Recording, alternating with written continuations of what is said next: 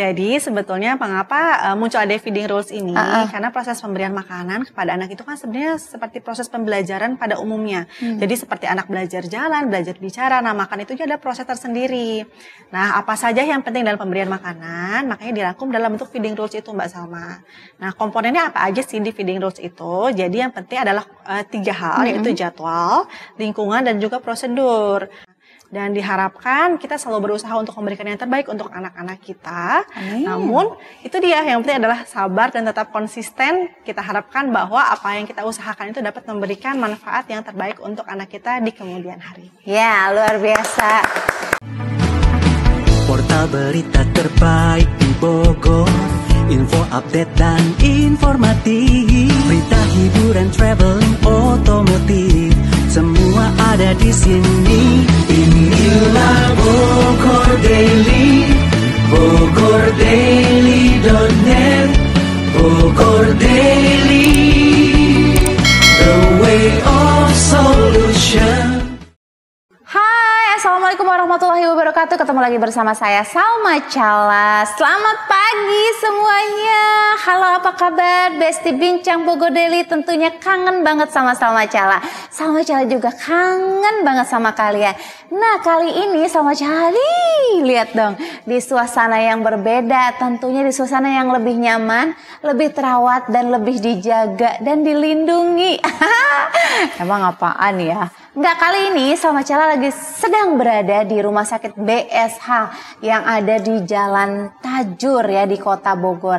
Rumah Sakit BSH ini memang rumah sakit yang sudah menjadi salah satu pilihan untuk warga Kota Bogor dan juga kabupaten ya, dan mendekati juga ke Ciawi.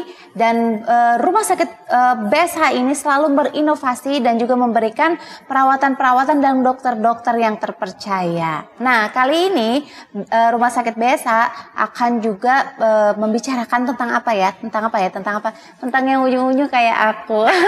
Enggak deng, tentang anak-anak. Nah, tentunya kalau ngomongin tentang anak-anak berhubungan dengan apa?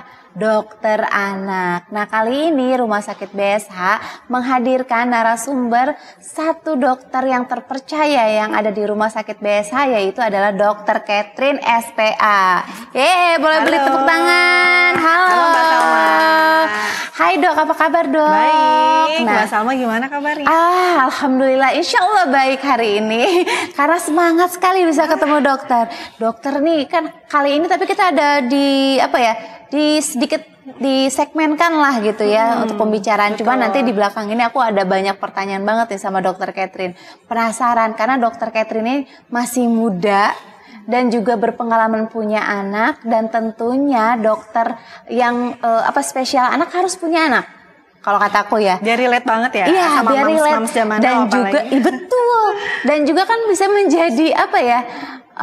Evaluasi di rumah. Jadi kalau anak sakit ini, besok ketemu pasien yang anaknya punya sakit yang sama kan, bisa dijadiin mengetahui rasanya punya anak sakit gitu. seperti Jadi apa. selain bisa mengobati anaknya, juga bisa mengobati perasaan ibunya yang dak-dik-dukcernya ya kan. Namanya juga ibu-ibu ya. Harus panik ya Mbak? Ya, bukan harus panik sih, kadang-kadang kita udah lelah bekerja, tapi harus mikirin anak sakit juga. Itu kayaknya jadi double tap buat kita. Tapi dok, kali ini kan kita tidak membahas tentang penyakit anak, tapi lebih ke namanya empati. Nah, ini tema kali ini adalah mitos dan fakta mengenai pemberian empati pada anak. Kita akan kupas tuntas tentang empati dan mitos faktanya nih. Biasa nih orang zaman dulu kan kadang-kadang suka, jangan gini, jangan gitu. Makan pertama tuh harus pisang dulu.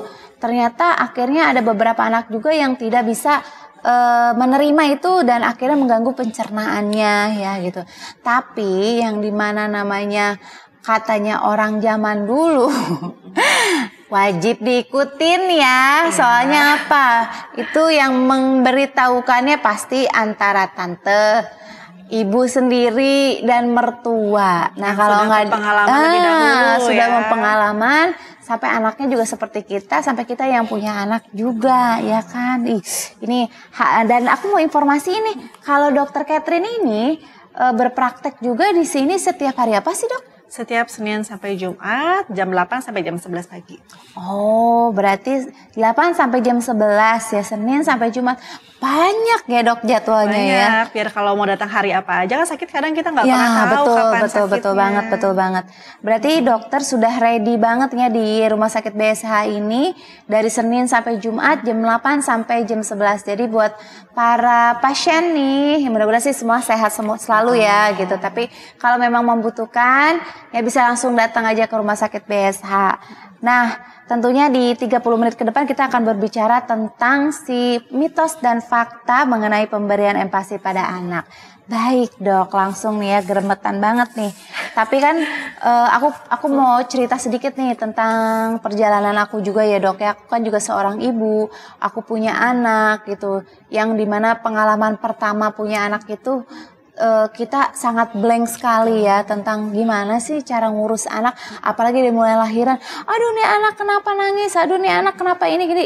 Itu proses itu sangat membuat kita tuh menjadi, belum lagi dengar omongan orang tua, ini kalau anak begini nggak boleh begini. Belum lagi kita baca-baca browsing juga, nah itu sangat berbahaya deh, Dok. Beneran deh, browsing itu berbahaya karena belum tentu informasinya akurat ya. Akhirnya kita mendalami itu, mengiyakan itu, dan kita melakukan itu, ternyata efek ke anak tuh nggak sama ya, Dok ya. Nah, tentunya ini kayak aku perjalanan pertama yang dimana kalau dulu aku kecil itu katanya aku karena aku nggak dapet ASI dari ibu aku, di umur 1 bulan tuh aku udah mulai bisa makan pisang, Dok. Wow. Itu zaman dulu, seberani itu ya orang tua zaman dulu ya. Tapi kalau sekarang mungkin ibu-ibu sekarang kan sudah lebih smart, sudah banyak informasi yang diberikan juga dari sosial media ataupun dari teman-teman yang berpengalaman ataupun dokter juga bisa menjelaskan tentang empati kayak kita sekarang nih yang akan kita bahas. Tentunya ibu-ibu sekarang lebih smart lah ya, Dok ya. Sumber ilmunya sudah semakin banyak sekarang. Betul ya. banget. Dan tentunya kita akan lebih baik berkonsultasi dengan dokter yang berpengalaman dan yang juga sudah mempunyai ilmu secara medik. Jadi biar apa yang kita mau kasih untuk anak kita juga agak sedikit worry dan kita memikirkan apa ini yang terbaik atau bukan gitu. Nah, Dok, aku pengen tahu dong, sebenarnya pengertian empati sendiri itu apa sih, Dok? Baik. Kalau secara umum dari singkatannya empati atau MPASI yang kita sering dengar di masyarakat itu sekitarnya makanan pendamping ASI. Seperti singkatannya itu adalah suatu proses kita memberikan makanan kepada anak di pada waktu anak tersebut sudah tidak cukup hanya dengan mendapatkan ASI saja untuk sumber nutrisinya. Jadi kita perlu memberikan makanan sebagai pendamping, dan betul seperti yang Mbak Salma katakan bahwa pada zaman dulu tuh banyak sekali mitos-mitos yang berkembang mengenai apa yang baik diberikan, mana yang boleh, mana yang tidak boleh. Dan pada saat itu mungkin karena keterbatasan informasi, jadi orang memberikan sesuai dengan apa yang mereka ketahui dari generasi-generasi sebelumnya. Tapi seiring berjalannya waktu, sudah ada banyak sumber informasi yang lebih akurat, sudah ada penelitian yang lebih baik. Jadi setiap orang tua pasti mengharapkan memberikan yang terbaik untuk anaknya. Betul. Namun memang dengan banyaknya sumber informasi, kita perlu menyaring nih kira-kira mana yang sesuai, mana yang tidak. Seperti Yes, benar banget sih, Dok. Namanya makan pendamping selain ASI itu juga kan tentu menjadi prioritas para ibu-ibu ya, bunda-bunda yang baru mempunyai anak, pengen banget nih anaknya istilahnya ya pas makanan pertama itu dikasih yang terbaik untuk anaknya. Tapi kalau waktunya yang tepat untuk bayi diberikan empati itu di umur berapa ya, Dok? Baik. Jadi ada beberapa tanda seorang anak itu sudah mulai siap diberikan MPASI. Yang pertama itu adalah ketika anaknya sudah bisa menegakkan kepala sendiri tanpa dibantu. Kemudian jika kita dudukkan, oh gitu. Jadi dia harus bisa duduk. Betul, sudah bisa misalnya dalam posisi tengkurap dia sudah bisa naikin kepalanya sendiri sampai tegak. Dan ada anak 6 bulan yang sudah bisa duduk sendiri, ada yang belum. Tapi anak tersebut kita katakan siap jika kita dudukkan di atas kursi, kepalanya sudah bisa tegak tanpa dibantu. Mengapa hal itu penting? Karena untuk mencegah risiko tersedak pada bayi. Seperti itu. Dan beberapa hal berikutnya yang perlu diperhatikan adalah jika anak tersebut refleks menjulurkan lidahnya sudah mulai berkurang, dan juga anak sudah mulai tertarik dengan makanan. Misalnya kalau kita taruh makanan di atas meja, excited tuh dia yang kayak pukul-pukul meja, udah gitu. mulai mau ambil makanan. Dia bisa begitu ya. Kalau kita julurin makanan, dia sudah mau mulai buka mulut. Itu berarti dia sebenarnya sudah cukup siap untuk diberikan MPASI. Okay. Nah, biasanya sebagian besar anak itu siap di usia sekitar 6 bulan. Namun ada beberapa kondisi khusus yang mungkin agak berbeda. Misalnya pada anak prematur itu perlu dievaluasi kembali apakah sudah siap di usia 6 bulan atau belum. Oh, untuk yang prematur itu tidak bisa mengikuti yang jadwal normalnya ya gitu ya. Iya, betul. Kalau prematur yang mungkin kan kita normal lahiran di sekitar 38-40 minggu. Kalau anak yang mungkin 37-36 minggu ke bawah itu kan dikatakan prematur. Nah, kalau beda-beda tipis biasanya dia udah mulai bisa catch up nih. Tapi ada anak yang bisa lahir di usia 32 minggu, 33 minggu. Kita harus melihat usia koreksinya juga. Contoh usia koreksi seperti ini. Misalnya 33 minggu itu kan berarti dia keduluan sekitar 2 bulan. Berarti pada saat dia 6 bulan itu usia koreksi dia tuh baru 4 bulan sesungguhnya. Jadi kita harus melihat dulu nih apakah tumbuh kembangnya sudah siap atau belum untuk diberikan MPASI. Baik dok. Oke, kalau sebenarnya kan ini kalau kita ngomongin masalah cara menyiapkan MPASI yang tepat seperti apa, dokter kan karena pengalaman sebagai bunda juga ya. Kalau dokter tuh gimana sih cara nyiapin MPASI-nya dok gitu? Ya. Jadi sebetulnya cara menyiapkan MPASI itu ada beberapa hal yang perlu kita perhatikan. Yang pertama pastikan dulu nih kebersihan lah seperti kita masak pada umumnya ya. Harus cuci tangan dulu, kemudian juga memastikan kebersihan alat-alat masak yang kita gunakan. Nah yang kedua yang penting adalah soalnya anak-anak belum ternodai ya. Betul, daya tahan tubuhnya itu kan masih rawan ya. Masih rawan, jadi benar-benar harus istilahnya steril bersih lah ya. Iya, walaupun nggak steril bersih lah setidaknya. Yang kedua adalah komposisinya. Kita perlu memberikan sumber nutrisi yang terbaik, yaitu kalau bisa sih berasal dari bahan alami yang segar dan mengandung sumber nutrisi yang dibutuhkan oleh anak. Yang utama itu ada 3, karbohidrat, protein, dan lemak. Karbohidrat itu bisa berasal dari nasi, kentang, ubi atau sejenisnya. Kemudian lemak itu kan sekarang macam-macam ya jenisnya ya. Kalau dulu mungkin hanya minyak sayur aja, sekarang ada olive oil, ada VCO, macam-macam. Dan kemudian butter boleh tuh dok? Butter boleh, itu salah satu sumber lemak hewani juga. Iya. Kemudian yang penting juga adalah protein hewani nih nggak boleh kelupaan, yaitu bisa dari telur, ayam, daging, kemudian dari ikan, udang, dan yang lain juga boleh diberikan pada MPASI. Oh ikan juga udah boleh ya, tapi harus di blend kali ya? Iya, pengolahannya yang penting pada protein hewani harus matang, sempurna, karena kan berisiko untuk mengandung bakteri yang bisa membuat gangguan pencernaan. Kemudian memang perlu diperhatikan pada kondisi risiko alergi, yang kita sampaikan tips-tipsnya lagi. Oh gitu. Tapi dok, kalau memang kayak anak beralergi ya, anak alergi itu kan anak yang istilahnya khusus lah ya. Betul. Yang kayak dia tidak bisa mengkonsumsi susu sapi gitu ya, yang dia harus diganti dengan yang lainnya. Itu makanan juga sama nggak sih dok? Baik. Yang harus digantinya juga gitu. Jadi kalau alergi itu kan variasinya macam-macam ya. Biasanya anak alergi itu memiliki risiko lebih tinggi kalau salah satu atau kedua pihak orang tuanya itu punya alergi tertentu. Tapi tidak hanya alergi makanan, biasanya orang tuanya asma, alergi debu, bisa aja anaknya punya alergi makanan.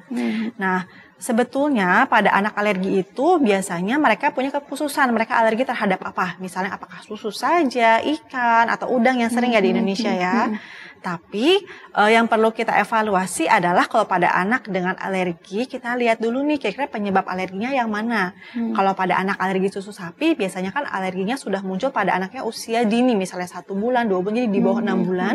Saat anak yang diberikan ASI bisa sudah mulai ada gejala alergi. Tapi kalau alergi makanan yang lain, biasanya itu muncul setelah anak diberikan MPASI. Jadi kita harus memastikan dulu alerginya jenis apa. Jadi nggak semua makanan kita pantang nih. Misalnya di alergi susu, jadi yang kita pandang susu sapi aja. Jadi kita gantikan dengan jenis makanan lain, dan kita juga bisa memantang makanan yang mengandung olahan seperti keju, seperti itu juga kita pantang. Oke. Terus kalau makanan untuk bayi ini kita menggunakan misalkan yang ibu-ibu yang pengennya instan gitu ya. Apakah sebenarnya lebih baik instan atau makanan yang fresh yang kita sajikan untuk anak yang pertama untuk MPASI ini? Sebetulnya kalau dari sisi idealnya fresh itu lebih baik. Mengapa? Karena bahan yang fresh kan kita tahu sumber alaminya dari mana. Kemudian tidak ditambahkan adanya pengawet, pemanis ataupun perasa yang buatan. Idealnya itu yang alami. Tapi pada beberapa kondisi misalnya ibunya sibuk bekerja atau yang mengalami keterbatasan waktu, boleh dicoba misalnya dengan bubur biasanya ya, bubur yang terbuat dari beras yang difortifikasi dengan besi juga yang instan. Jadi powder ya. Betul. Tapi yang perlu dipertimbangkan adalah biasanya bubur seperti itu mereka hanya mengandung karbohidrat yang banyak. Jadi kalaupun kita mau memberikan dalam MPASI, kita perlu kombinasikan dengan sumber yang lain seperti minyak dan juga proteinnya supaya semuanya bisa lengkap. Dan kalau bisa mungkin jangan terus-terusan, kita bisa selingkan dengan makanan yang asli juga supaya anak bisa tahu. Bisa jadi di mix aja ya, gitu, di mix. Betul juga. Ada juga bisa yang kalau pembuatan makanan itu yang tadinya dengan powder yang sudah tinggal ready masak, tapi susunya susu asli gitu ya. Bisa juga yang kayak gitu. Banyak modelnya sekarang makanan instan kan bisa di mix. Jadinya yang original, natural, dicampur juga dengan yang sudah olahan. Itu bisa juga kayak itu. Nanti pintar-pintarnya para ibu-ibu lah ya. Sekarang balik lagi harus browsing lagi ya. Tapi browsingnya jangan yang ngeri-ngeri ya. Browsingnya yang benar-benar aja gitu. Terus dok, kan biasanya nih kalau zaman dulu ya, orang-orang itu di umur kayak aku deh, kan aku 1 bulan tuh udah langsung dikasih pisang. Itu aman gak sih sebenarnya? Jadi memang kalau kita dengar dari orang yang zaman dulu itu katanya, anaknya dikasih susu aja nggak kenyang nih, masih lapar, jadi ditambah buah pisang misalnya kayak gitu, atau dikasih pisang biar cepat besar. Nah jadi sebetulnya pemberian buah-buahan itu diberikan bersamaan dengan MPASI, seharusnya itu di usia 6 bulan. Mengapa? Karena pada pemberian di bawah 6 bulan kan saluran cernanya masih belum berkembang dengan baik. Kalau kita berikan makanan selain ASI yang mengandung tekstur lebih padat, itu berisiko menimbulkan adanya gangguan pada saluran cerna. Jadi bisa aja ususnya mengalami penyumbatan ya sampai harus dioperasi atau mengancam nyawa. Pernah ada beberapa kasus seperti itu yang saya temui. Kalau kadang kan kita dengar zaman dulu anak seperti itu diberikan nggak ada apa-apa gitu, nggak masalah ya, sehat-sehat gitu. aja gitu. Sehat-sehat aja. Betul. Tapi ternyata aku juga punya problem sekarang ini gitu ya kan, yang akhirnya memang sih syukur alhamdulillahnya aku tidak terlalu berat ya permasalahannya. Cuman yang namanya maaf nih ya, jadi untuk kayak BAB itu kurang lancar kayak gitu. Mungkin itu juga bisa salah satu penyebab dari yang dulunya bukan karena kurang serat, tapi memang dari zaman dulu aku sudah punya problem itu karena makanan MPASI diberikan terlalu awal ya, terlalu cepat. Selain tadi resikonya saya bilang ada gangguan di saluran cerna, bisa juga kan bayi tersedak. Seperti itu kan, kalau tersedak masuk saluran nafas kan bisa berbahaya juga ya. Jadi kalau misalnya dirasakan ASINya tidak cukup, kita perlu evaluasi lagi nih. Apakah berat badannya naik optimal sesuai dengan usianya. Jadi tolok ukur yang paling objektif sebenarnya adalah dari berat badan, tinggi badan, dan lingkar kepala dari bayi itu untuk tahu cukup atau tidak. Pantesan kita kalau ke dokter itu pasti disuruh ya, terus ya, timbang, ukur tinggi badan, lebar lingkar kepala kayak gitu. Ternyata itu tumbuh kembangnya memang sudah ada standarisasinya ya yang gitu. Sesuai dengan usianya itu berapa sih harusnya range yang normalnya sekian gitu. Jadi kalaupun sampai ada apa-apa terdeteksi lebih cepat ya kan. Seneng banget ya ngomongin bayi anak itu ya. Apalagi kalau ada anaknya di sini kita unyang-unyang aja ya, nggak usah ngobrol. Tapi yang pasti nih ya, kan tadi kan kita temanya mitos dan fakta. Nah, mitos dan fakta ini tentunya kita juga akan kupas tuntas. Tapi kupas tuntasnya kita akan melihat dulu iklan yang satu ini, dok. Ayo terus simak dan klik bogordaily.net. Follow, like, share, and blast. Instagram, YouTube, TikTok, Facebook, Fanpage, Facebook Group, Snack, Hello, bogordaily.net. The way of solution. Hai, back again bersama saya Salma Cahaya juga dengan Dr. Catherine, SPA. SPA apa sih, Dok? Spesialis anak. Spesialis anak. Dok, nih ini kita udah masuk ke segmen kedua yang tentunya kita akan membahas tentang mitos dan fakta. Tapi aku sebelum masuk ke sana, aku pengen tanya nih. Sekarang ini kayaknya lagi hits nih di kalangan ibu-ibu tentang feeding rules. Ini feeding rules kita ngasih makan binatang-binatang bayi-bayi atau gimana sih? Pakai anak kita sih sebenarnya. Oh, aturannya ya. Aturannya gimana sih feeding rules itu, Dok? Betul.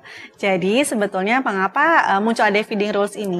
Karena proses pemberian makanan kepada anak itu kan sebenarnya seperti proses pembelajaran pada umumnya. Jadi seperti anak belajar jalan, belajar bicara, nah makan itu ada proses tersendiri. Nah, apa saja yang penting dalam pemberian makanan, makanya dirangkum dalam bentuk feeding rules itu, Mbak Salma. Nah, komponennya apa aja sih di feeding rules itu? Jadi yang penting adalah 3 hal, yaitu jadwal, lingkungan, dan juga prosedur. Nah, jadwal ini penting mengapa? Karena kita perlu mengatur jadwal anaknya makan tuh, Mbak. Jam berapanya. Pada umumnya itu dibagi-bagi waktunya. Kebayang nggak sih kalau kita serahin itu sama mbak kita ya? Kasihan banget ya mbak kita ya. Iya.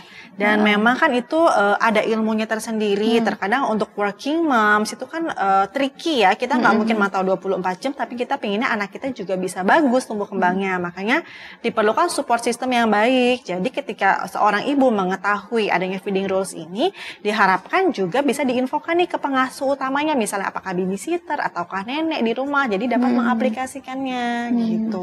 Ya, tapi itu feeding rules akan lebih baik diberikan oleh ibu yang memang tidak bekerja loh kalau kataku. Karena apa? Kita bisa langsung pantau langsung ya dengan apa yang kita sudah siapkan, kita jadwalkan. Ternyata oh ini anak saya suka, oh ini anak saya nggak suka, oh anak ini sih jadi misalkan maaf nih jadi misalkan mengganggu pencernaan karena makanan ini gitu. Itu akan jauh lebih terlihat dan kita bisa langsung menanggulangi si permasalahan tersebut kalau kataku ya. Tapi syukur-syukur mudah-mudahan punya babysitter yang pandai, yang juga cermat dan juga benar-benar sayang sama anak kita. Akhirnya si ibu pun tenang ninggalinnya dan membuat feeding rules-nya juga jadi lebih jelas. Bisa dilakukan ya. Mungkin ibunya kalau bekerja tipsnya mungkin ibunya yang merencanakan, kemudian dikasih tahu reminder kali ya. Iya. Nanti neninya atau neneknya bisa checklist nih kira-kira mana yang oke, mana yang enggak buat anaknya. Karena kan komponennya banyak tuh selain jadwal. Ribet ya Mbak ya. Tapi memang ibu-ibu sekarang senangnya diribetin. Harus, karena kan pengennya yang terbaik semuanya. Ya pastinya pengen menghasilkan bibit-bibit emas ya. 2045 ya. Bentar lagi. Bentar lagi. Ini adalah zona-zona untuk anak-anak generasi emas. Ya, mudah-mudahan anak-anak kita ya, Dok ya, bisa masuk ke generasi emas yang terbaik dan memberikan effort yang baik juga untuk bangsa negara kita. Ih, berat banget gara-gara mau 17-an ya. Oke, kita langsung masuk nih ke mitos dan faktanya, tentu saya akan baca ya. Mitos atau fakta, Dok? Jangan memberikan telur ayam dan daging sampai si kecil berusia 8 atau 12 bulan karena dapat menyebabkan alergi. Benar nggak? Itu mitos. Itu mitos? Mitos, betul. Karena memang banyak beredar di masyarakat kalau anak baru MPASI itu diberikan misalnya bubur saring kemudian dengan kaldu ayam atau kaldu daging. Ya dong. Kaldu itu favorit banget di kalangan. Dan kalau dicincang halus juga masih bisa kan? Betul. Jadi sebetulnya kalau kaldu sendiri boleh diberikan atau tidak sih? Itu kan sering jadi pertanyaan juga. Sebetulnya kaldu itu bagus karena mengandung ada mineral, ada vitamin juga. Tapi perlu diketahui bahwa kaldu itu tidak dapat menggantikan proteinnya sendiri. Jadi kaldu ayam itu tidak bisa menggantikan ayam. Begitu juga kaldu daging tidak bisa menggantikan daging.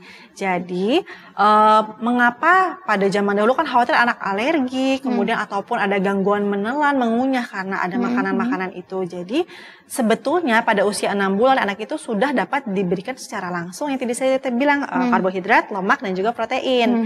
Nah, dalam bentuk apa? Karena anaknya masih dalam proses belajar mengunyah, jadi protein itu bisa kita ikut disaring juga. Betul, tetap diberikan. Dan berbagai studi menunjukkan bahwa pemberian protein lebih awal tidak menimbulkan adanya alergi. Nah berarti aman. Betul, masalahnya gimana kalau anaknya risiko alergi nih? Nah, jadi tipsnya adalah kalau saya diberikan proteinnya satu-satu. Misalnya minggu pertama diberikan telur dulu seminggu, kemudian ayam, kemudian baru yang lain.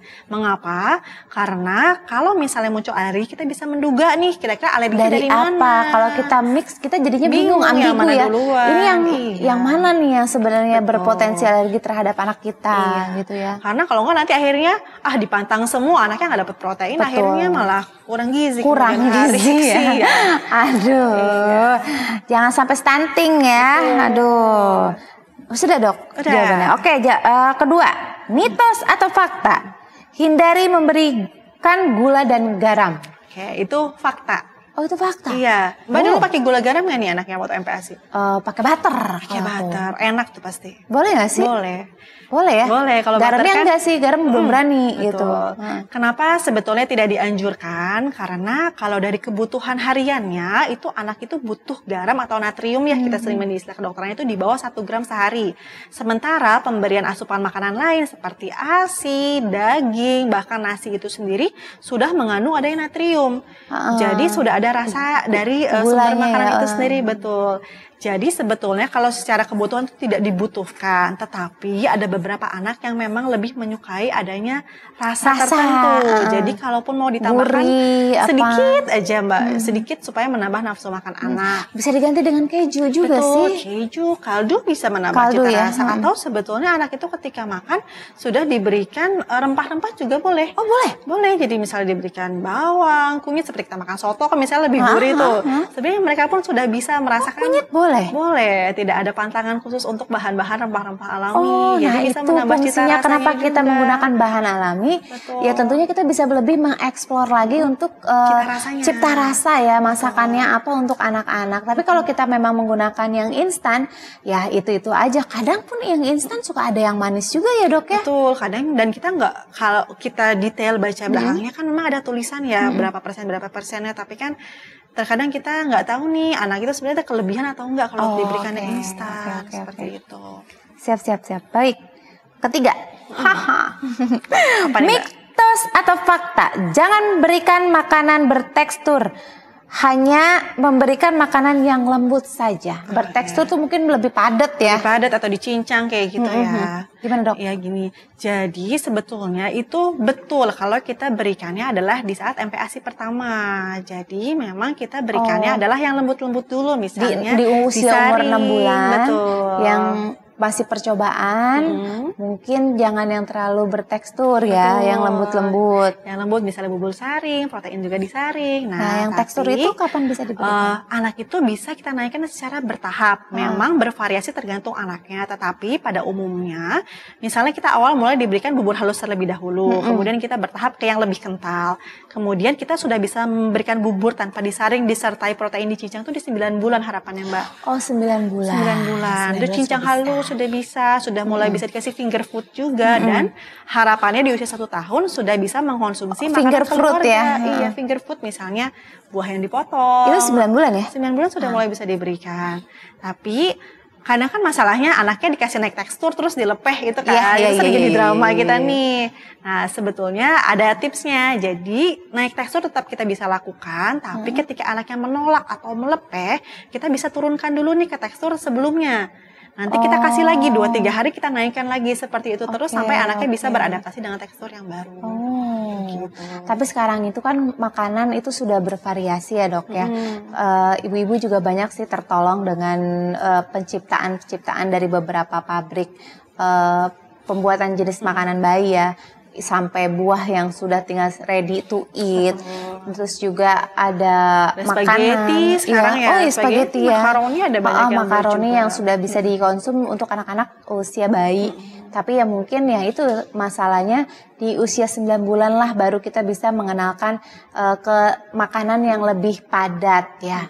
Karena di usia yang di bawah 9 bulan lebih baik kita mulai menyaring-nyaring aja dulu yang lembut-lembut. Mungkin kalau mau agak semi kental boleh lah Dikentalin gitu. dikit dari Tapi bubur saringnya. itu dengan bubur saring. Oke, lanjut dok. Ya. Mitos atau fakta? MPASI pertama yang dianjurkan adalah buah dan sayur. Dulu pengalaman Mbak Salma ngasih MPASI pertama apa nih Mbak? Pisang. Apa lagi Mbak? Udah. Pisang diapain? Dikerok gitu Pisang ya? dikerok tapi atasnya yang atas kulitnya tuh dilepasin dulu. Betul. Jadi cuman dalamnya karena tuh kan ada getahnya gitu ya biasanya ya. Nggak sampai ke si biji-bijinya itu. Iya. Itu adalah mitos. Mitos. Mitos.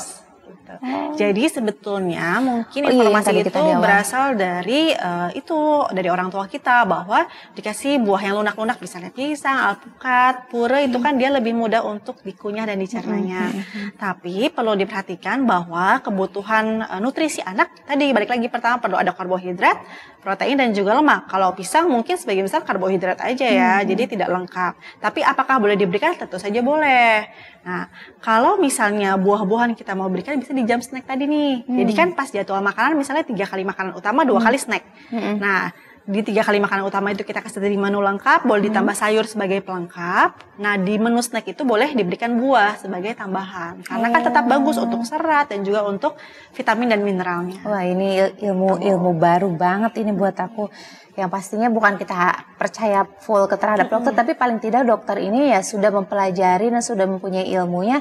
Ya memang kita wajib kita iyahkan, dan memang bolehlah nanti kita gabungkan dengan informasi-informasi dari para leluhur kita ya. Bukan para berarti orang leluhur tua semuanya kita. salah juga ya. Mungkin perlu Belum tentu kita salah juga, tapi kita akan mengimbangi menyesuaikan. dan menyesuaikan dengan anaknya juga. Jadi pintar-pintar kita lah ya. Baik dok, lanjut dok. Mitos atau fakta, si kecil harus menghabiskan empati? Menurut Mbak Salma, mitos apa fakta tuh? Mitos lah. Kalau anak udah kenyang kan kadang-kadang dia menolak, oh berarti dia sudah bisa mengerti, dia sudah full. Ya kan kalau itu kita kasih paksa ntar dia muntah, lebih sedih lagi. Wah, udah pinter berarti Mbak Oh Salma gitu ya, nih. pinter ya, oke. Iya. Ya, Betul, itu pinter dari lahir saya langsung pinter. S2. Oh. Iya, itu memang mitos. Mengapa? Mitos. Karena tadi yang di dalam feeding rules itu salah satu prosedurnya adalah yang perlu kita evaluasi mengenai proses pemberian makan itu adalah di mana anak belajar mengenai lapar dan kenyang juga. Nah, Jadi di bagian tadi kan saya sebutkan 3 ya, jadwal, lingkungan, prosedur. Di bagian lingkungan itu kita perlu menyediakan lingkungan yang tidak memaksa. Prinsipnya seperti itu. Tidak memaksa itu seperti apa? Jadi kita menyediakan jenis makanannya, jadwalnya, makannya di lingkungan yang tidak ada distraksi. Distraksi itu apa sih Mbak? Misalnya anak kan sekarang kita sering makan sambil nonton film, Betul. sambil jalan-jalan, sambil digendong atau sambil main, betul. Sementara makan itu kan proses belajar, dimana kalau belajar itu anak perlu tahu nih saya sedang makan apa sih. Iya, Mbak coba belajar di sekolah boleh nggak sambil lari-lari? Kan pasti nggak boleh juga. Sambil nonton handphone nggak boleh juga. Iya, Gak jadi boleh. betul. Jadi kalau nggak sambil- kelihatan, boleh nggak ketahuan ya? Iya.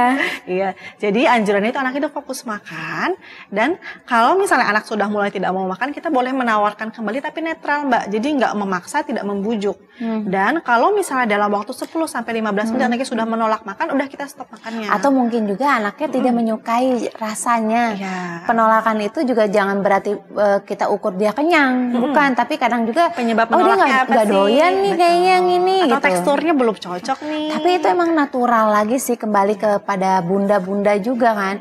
Bunda-bunda itu kan dia punya kontak batin juga sama Betul. anak Sudah ya. paling tahu ya anaknya kira-kira kayaknya kenapa. anak saya nggak suka deh gitu. Oh anak saya suka, atau anak saya kenyang deh. Itu kayaknya feeling ibu yang tahu, dan mungkin yang si pengurus juga pasti tahu juga kalau dia itu sebenarnya dari si anak ini sifatnya seperti apa, makan nggak terlalu banyak gitu. Dan juga empati ini aku kasih tahu sama ibu-ibu ya, jangan gara-gara anak-anak udah bisa makan terus kita kasih seenak-enaknya kayak sepiring kita makan ya dok. Ya kasih mulai dari sedikit-sedikit dulu, terus kita cobain lagi, besok ditambah lagi porsinya gitu ya. Kita akan lihat terkait doyan gak doyan nih Mbak, ini kadang menjadi masalah juga karena ada misalnya kita kasih coba sekali makanan, misalnya kita kasih wortel, terus dia lepeh, besoknya nggak dikasih lagi. Kita kasih ayam, kemudian dia lepeh, nggak dikasih lagi. Nah jadi kan semuanya jadi dipantang ya, kita jadi bingung anak kita makan apa. Jadi sebetulnya anak itu kan tadi belajar mengenal rasa, dan kita baru bisa memastikan anak tersebut tidak suka terhadap makanan itu setelah 10 sampai 14 kali dicoba. Oh, Gitu. jadi ketika jangan menyerah ya kita ya. Nggak sekali dikasih menolak, kita nggak pernah kasih lagi, nggak doyan. Nanti anaknya nggak makan apa-apa sampai besar. Iya. Gitu. Bisa juga disebabkan dari cipta rasa nih, ibu-ibu pada pintar masak ya. Ingat ya. Nggak buat cuma anak- isinya aja yang banyak masak. Bukan buat bapaknya aja, masakin buat anaknya juga harus pintar, harus pandai bunda. Nah, kemudian ada beberapa sumber nih Mbak yang bilang anak itu kan sudah tahu cita rasa sebenarnya dari dini. Karena dari sejak hamil, apa yang kita makan, katanya anak itu sudah mulai tahu itu rasanya rasa apa. Oh emang? Jadi ada beberapa anak yang punya cita rasa itu seperti ibunya, karena dia sudah familiar dengan rasa-rasa itu. Emang begitu? Terus kayak lagi misalkan kalau saya lagi menyusui nih, terus saya makan apa, anak itu bisa ngerasain makanan saya juga gitu? Bisa. Oh gitu? Bisa merasakan, termasuk dari asinya juga. Oh. Jadi kalau ibunya makan pedas, anaknya udah mulai bisa ngerasain tuh rasa pedas itu seperti apa. Tapi mungkin nggak sama persis kayak kita makan langsung ya. Tapi cita rasanya ada penyaringan, itu sudah ada filter iya. sendiri dalamnya. Makanya ada beberapa sumber yang bilang anak itu sebetulnya bisa makan sesuai dengan makanan dewasa. Hanya memang difilter bisa dari teksturnya nih. Misalnya anak umur 9 bulan, ibu misalnya lagi senang soto ayam. Anaknya bisa dikasih soto ayam, cuma mungkin buburnya lebih halus, ayamnya dicincang. Tapi rasanya tuh bisa disamakan sebetulnya. Jadi sebetulnya nggak harus masak khusus untuk bayinya. Jadi bisa bangga ya pada bunda-bunda ya. Anak lu udah makan apa aja? Soto ayam. Makan rendang. Gile lu gitu. Tapi jangan makan pedes-pedes ya. Gile. Ternyata bukan digituin, cara masaknya yang beda. Terus diajakin makan padang lagi ya nanti. Udah agak gede kelar ya dok ya. Jangan nurutin si Salma Chala ini, mulutnya pedas. Baiklah, selanjutnya dok. Mitos atau fakta pemberian kopi agar anak si kecil tidak step? Bener nggak sih? Itu aku jalanin loh. Itu aku jalanin. Dikasih umur berapa mbak? Dari umur 8 bulan. Tapi kopi aja sih, nggak pakai gula. Seberapa gitu. banyak kopinya? 1 sendok teh aja. Sendok teh, oke. Jadi memang ada beredar di masyarakat itu dia bisa mencegah atau mengobati sebagai tata laksana awal kejang ya. Misalnya anak kejang dikasih kopi biar cepat berhenti, atau yang tadi misalnya anaknya fine aja cuma dikasih kopi deh biar anaknya nggak kejang. Kalau sampai betul, untuk jaga-jaga. Sebenarnya itu mitos mbak. Mitos. Salah gigi. Jangan hidup di zaman dulu. Sebenarnya kenapa disebut mitos? Karena memang berbagai studi itu menunjukkan bahwa tidak ada hubungan antara pemberian kopi terhadap mencegah kejang. Karena biasa itu kan kejang disebabkan antara demam tinggi, ada infeksi di otak, ataupun memang ada faktor keturunan. Nah, jika ada hal-hal tersebut memang lebih baik jika ditangani oleh medis secara langsung. Nah, tapi apakah berbahaya jika diberikan kopi? Nah, kalau kita kan tahu nih kopi itu mengandung ada zat aktif namanya kafein ya. Yang begitu jadi seger gitu. Nah, kalau pada berbagai kasus itu kafein dapat menimbulkan berbagai gejala, misalnya gelisah, berdebar, nyeri kepala sampai nggak bisa tidur.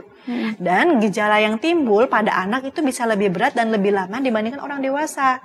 Jadi kalau kita lihat dibandingkan manfaatnya justru lebih banyak resikonya kalau diberikan kopi. Apalagi kalau kita berikan anaknya lagi kejang, kita kasih kopi di mulutnya kan malah bisa tersedak, anaknya tidak sadar dan itu malah lebih berbahaya. Jadi tidak disarankan untuk diberikan kopi. Oh, berarti jangan ya, tapi terserah kembali lagi sih kepada bunda-bunda yang memang masih mempercayai kopi itu bisa mencegah untuk step anak-anak, monggo. Tapi kopinya bukan kopi saset ya, bukan kopi yang ada di coffee shop itu bukan ya. Kopinya kopi yang benar-benar kopi. Ingat ini kan karena dari zaman dulu ya. Pikirkanlah jenis biji kopinya pun yang dari zaman bahula ya. Atau kalau misalnya kejang atau ada resiko kejang, bisa berkonsultasi ke dokter anak terdekat. Jadi dokternya bisa tahu nih kira-kira anaknya butuh penanganan apa sih supaya lebih spesifik. Karena kan kejang itu beda-beda ya penyebabnya. Betul. Baiklah, satu lagi dok. Apa itu? Mitos atau fakta? Madu untuk empasi boleh atau tidak? Oh, ini bukan mitos atau fakta, ini nanya. Iya, boleh atau tidak madu untuk empasi boleh atau enggak sih dok? Nah, jadi madu kan kita tahu ya kalau bisa. Aduh, jadi nyanyi mbak Salma.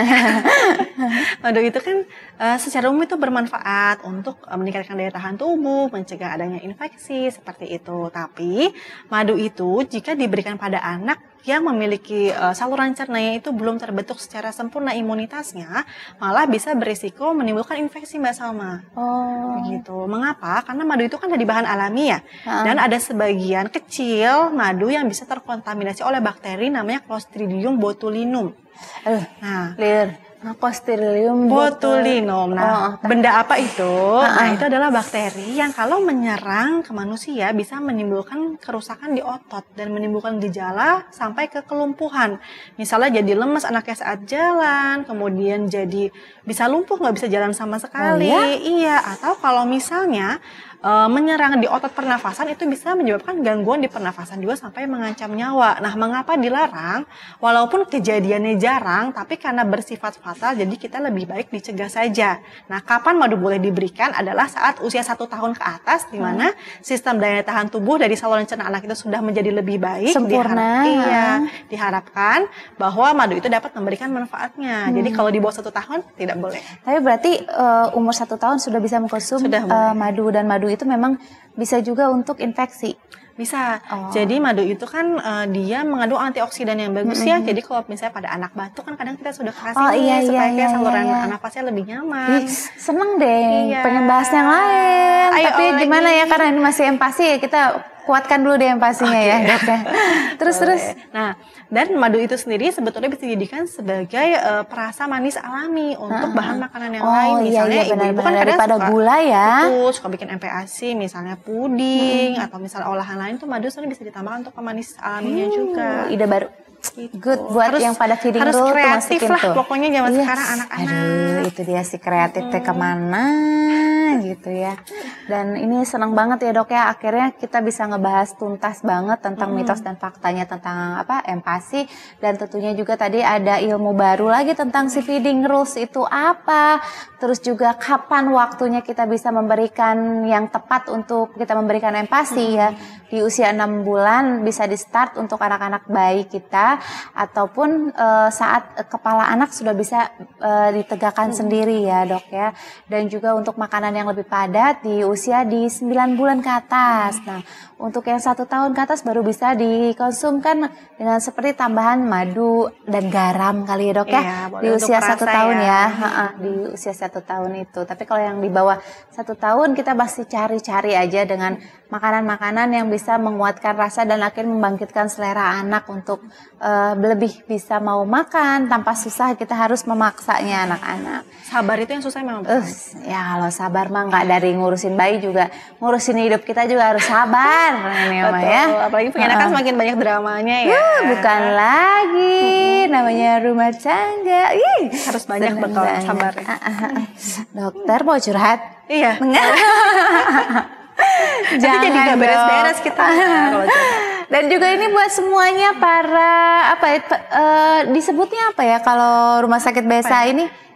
Belum ada sebutan khusus sih. Untuk para pasien ataupun para mungkin teman-teman sih ya. Iya.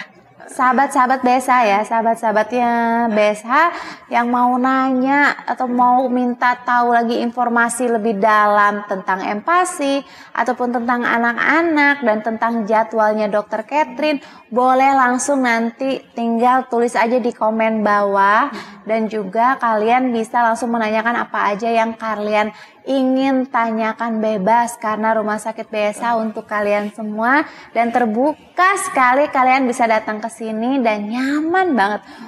Kalau udah pernah sekali ke sini yakin pasti balik lagi. Kayak aku tuh masuk ke sini bukan kayak bawaannya ke rumah sakit, tapi tenang aja gitu ya, kayaknya nyaman ya. Rahman, jadi kayak mau spa malah. Relax ya. Dan tentunya juga kayak untuk pertanyaan-pertanyaan di seputar dengan kesehatan anak ataupun kesehatan tentang dakdikdukcer juga boleh nih konsul sama Dokter Catherine. Juga tentang kan dia juga seorang ibu. Kalau anak sakit itu gimana? Konsulin aja, Dok saya panikan nih Dok, anak-anak nggak usah panik, nanti dokter bisa kasih tahu. Hal yang pertama sekali kalau ngelihat anak sakit harus apa, itu bisa langsung di kolom komen nanti langsung tanyakan saja. Dan juga jadwal prakteknya Dokter Catherine boleh disebutin lagi Dok, kapan aja? Di hari Senin sampai Jumat, setiap jam 8 sampai jam 11 pagi. Oke. Dokter ada closing statement untuk teman-teman, ada sahabat-sahabatnya Rumah Sakit BESA? Jadi untuk sahabat-sahabat di BSH, kalau misalnya membutuhkan layanan kesehatan yang baik di Kota Bogor, bisa mampir ke sini.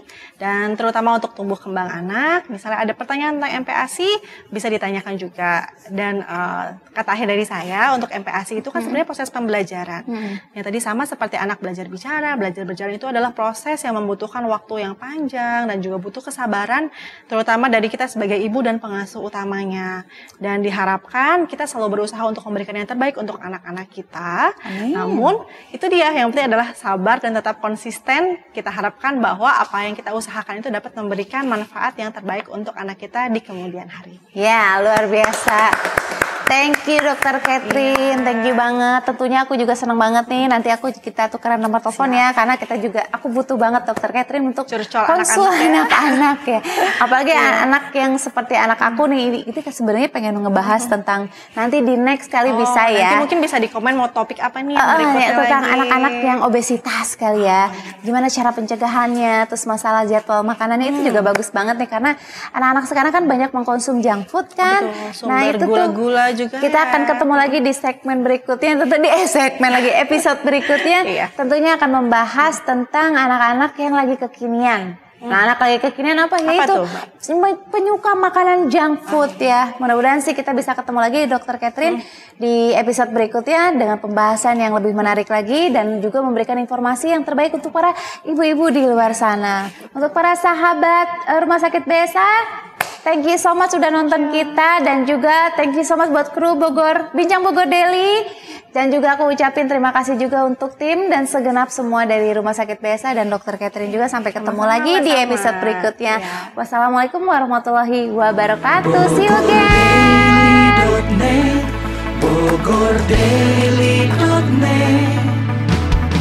Portal berita terbaik di Bogor, info update dan informatif, berita hiburan, traveling, otomotif, semua ada di sini. Inilah Bogor.